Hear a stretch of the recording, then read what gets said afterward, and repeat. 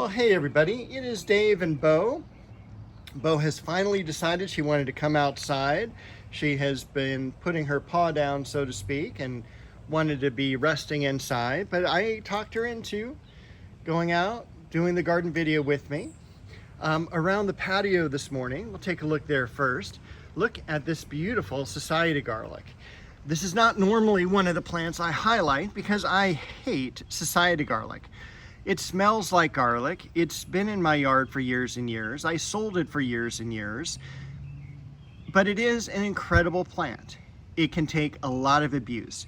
It can take areas that are too dry, areas that are too wet. It can take sunny areas, partly shaded areas. It is something that can bloom 9-10 months out of the year. It's really an incredible plant.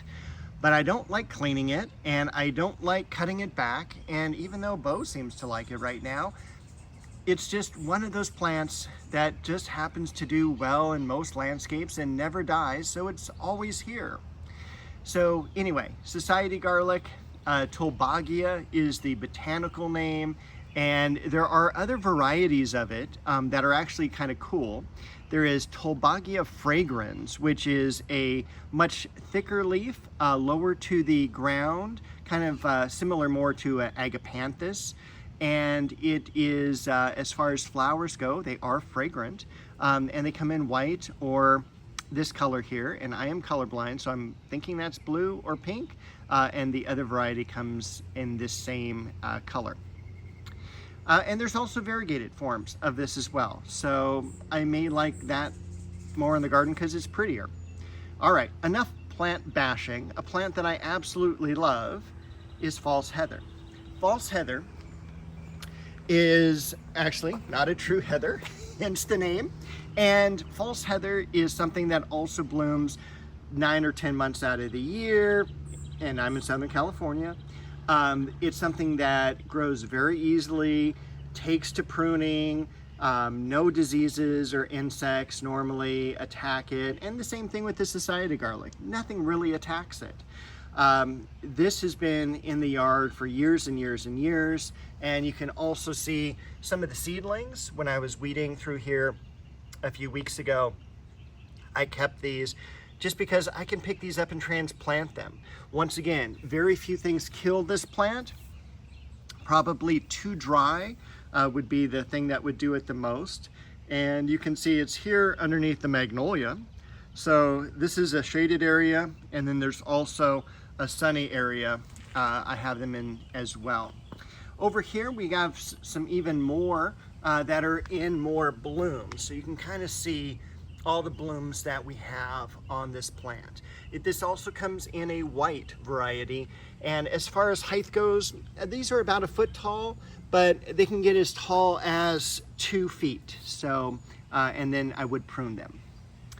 Over here we have the diosma, or pink breath of heaven. We've got another society garlic flanking this side. We've got a few candle holders and then the solar lights as well. I went through and weeded the other day, and so everything is weed free, thankfully, and hopefully I can keep this area nice now. It took a lot of days to clean that up. We still have a few Angelonia blooms over here. This has been a really great perennial. It's kept up with the heat really nicely. We were in the low hundreds this week. We even have a daylily bloom still yet to go. I did prune back the daylilies a few weeks ago, and we've got the catnip or catmint, which Bo is now kind of laying on. She's loving just smashing the plant. And then we have a few dianthus you saw me plant as well a few weeks ago. The vine in the back is the double-flowered pink mandevilla, and you can also kind of see how quickly this is growing. So, I mean, it is a fast grower and also made it through the heat here really nicely. It is flanked by the Eugenia and sometimes flanked by Bo as well. So, as far as hotness, we got to about 102, 103 this week. Just for one day. We had another day at about 100, and then the high 90s. So back here, we've got a very early bloom of the Hymenanthus blood lily. So, I mean, take a look, first of all, at the bulbs here. They are absolutely insane. They're softballs. And then the bloom is just so striking. It is the same thing as the paintbrush lily, different species, but same family. Let's see, the paintbrush lily was back here, and I picked this up from Covina Garden Center when it closed. You can kind of see it's got like that bulbous base to it, which is really cool. It died down in the winter, which I wasn't expecting it to do that, which made me kind of laugh because I was totally unsure of this plant. I thought I just overwatered it and killed it, or, you know, something happened to it. But it died down naturally, came back up, flowered. It just was really, really cool. Verbascum over here. Alchemilla mollis. This is, Melissa officinalis, not bee balm, lemon balm. We've got the Japanese maples doing really nicely back here now that they're moved into the shade. The dwarf Chamaecyparis. I forget the name of this. It's kind of like dichondra, but it is more linear growing, and you'll just kind of see it start here and it just sends out single kind of stems out into other areas. The geraniums down here, a few Shastas still blooming. This is the only Japanese maple that I did not move into a different area, but it's been holding up really nicely. Geraniums have finished their bloom cycle. I'll deadhead those sometime soon. The Dahlia, just looking absolutely stunning. Look how rich and green that color is. The Columbine. I've got to cut back the variegated geranium again. It is competing with the Japanese maple. It seems to really like it, and that is Japanese maple Jordan. Some yarrow. More Shastas. We saw this last weekend in the thumbnail. The New Guinea impatiens. Look at those beautiful plumeria blooms. They are lightly fragrant. We've got the penguin pine down here. I've got to cover up the clivia in just a little bit. I had it uncovered last night to do watering, and I need to cover it up before it gets even more sunburnt. Fortunately, we're already right around, well, today is the 18th of July. So it's been about a month now since the summer solstice. So we've got about an hour less of light during the day than we had a month ago. And also, we have more shade since it's back here next to the fence. So we are getting a little bit more shade to these plants, and that'll continue on. So, and there's Bo. All right, this is the Jedalo orange, Japanese maple with some sow thistle coming up. So we're gonna take that out. You can see the stakes around here, and this is for the shade cloth I put over it. I did protect this as well because it was a new planting this year, and anytime we have 100-degree plus weather, even plants that should be fine with this aren't. The Brussels sprouts even completely wilted on that hot 103-degree day.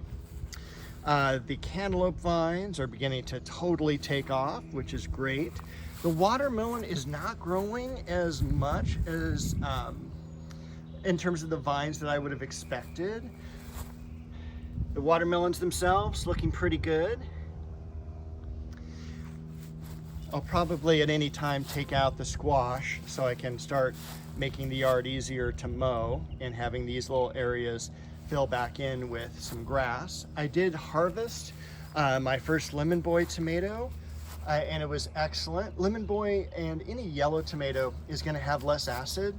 So if you don't like tomatoes because of the acid level, those are some ones to try.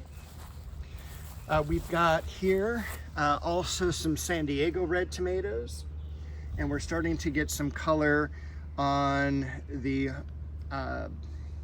Beefmaster. Couldn't remember what that was.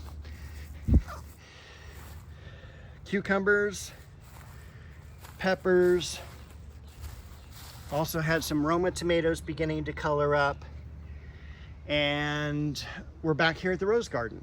So we've got Judy Garland, which just opened last week. We have Bronze Age. Bronze Age did perfectly during the heat wave and without any coverage at all. Some Dianthus down here. Also, the Dahlia, that's come back pretty nicely. A little bearded iris bloom. The Berberis that was moved has loved being moved into a more shaded area underneath the apple tree and macadamia tree. Not much else to report over here.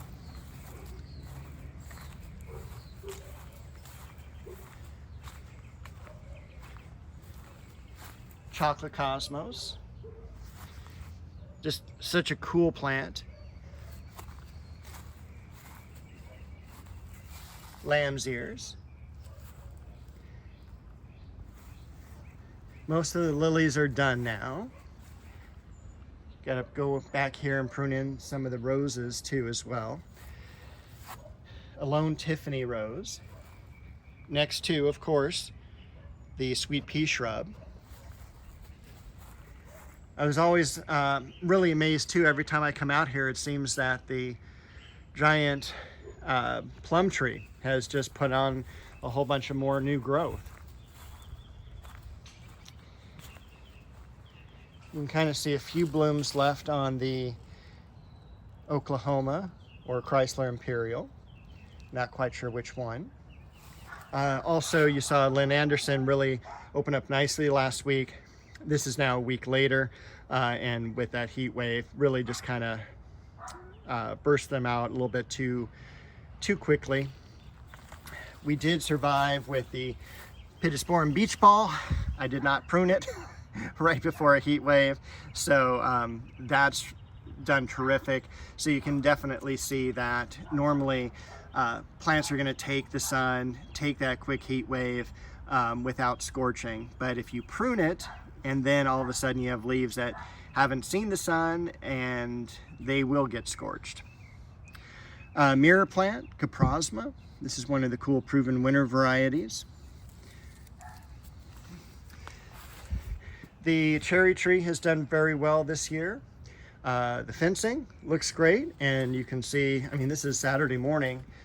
I've already filled up the green barrel and half of my neighbor's barrel, because just beyond that far fence, I've been pruning the Cape honeysuckle, which is probably about 6 feet higher than I needed it to be, and so I'm pruning that right now. So that's the big project in the yard. There are some Grand Duke jasmines. This is Samback jasmine, and I'm in the, there it is. That's a little bit better picture of it. And I did cover up this as well. This is Acer shirasawanum, Indian summer. So this is a newly planted one this year. I was worried it was going to sunburn because I had already seen some scorching on the leaves. I did cover it up during the heat wave. So I covered them, everything I covered was for 3 days.